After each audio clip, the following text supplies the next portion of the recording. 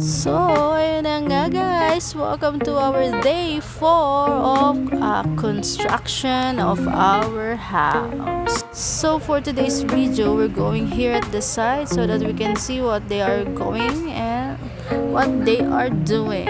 At ayan, nasugatan pa nga ni natapilok ang person. So, ayan, nandito kami sa tapat ng bahay ng ginagawang bahay nila Bert. And ayan, maya-maya naman po ay ipapakita natin kung ano ba nangyayari. And dyan, medyo may kaunting maritesing. And all the people are busy doing their own houses. And thank you Lord for all the blessings dahil lahat ng mga tao po ay nakakapagpatayo na ng bahay kahit paunti-unti. And so, ayun na nga, yes, kasama rin ang pagtambay namin dito. Pagtatanong namin araw-araw kung ano yung mga kailangan nilang gamitin. Kaya nandito rin po kami sa site. At ayun na nga, naisingit pa niya ang kanyang pag-aura-aura, o diba? Saan ka dyan? So, ayan, ipapakita ko po sa inyo na ayan, ang 4 na poste natin ay nakatayo na at ayan, sisementohin na nga po nila ang ating mga poste. And alam nyo ba, nakakatuwa dahil nakagawa sila ng paraan kung saan sila maghahalo ng semento. Ayan, nilagay na nga nila yung plywood dyan sa ilalim. Dahil kung makikita nyo nga po ay dikit-dikit ang mga poste. Wala nang mapaghahaluan ng semento. Napakatalino ni tatay. Ang galing mo dyan tay, shout out to you.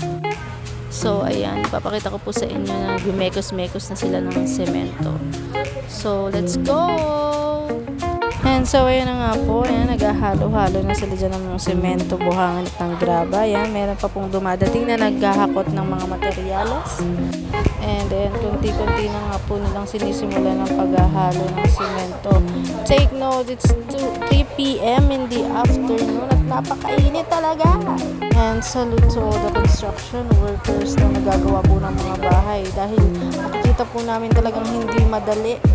And shoutout po sa inyong lahat dahil ginagawa nyo kami ng bahay. So, ayan. Habang nakikita ko silang naghahalo ng semento, grabe pala talaga yung hirap, pagod ng paggagawa ng bahay. Pero makikita mo talaga yung pag nakita mo nang nakatayo yung bahay mo ay nako, perfect ka talaga pag natapos na yan. So, for the meantime, step-by-step process. And then, ang po muna yung update natin for today's video. And maraming salamat po sa lahat ng nanonood ng ating mga video, ng ating pag-update. Ayan, maraming salamat po sa inyong pagsubaybay. And shoutout po sa inyong lahat. Maraming salamat. Thank you everyone. Shoutout to my LTC family, Ma'am LTC Official. Ayan, to our foreign friends. Maraming salamat po sa inyong lahat. Sir Filda and Miss Daisy Caso, maraming salamat din sa lagi pagsuporta. Bye everybody!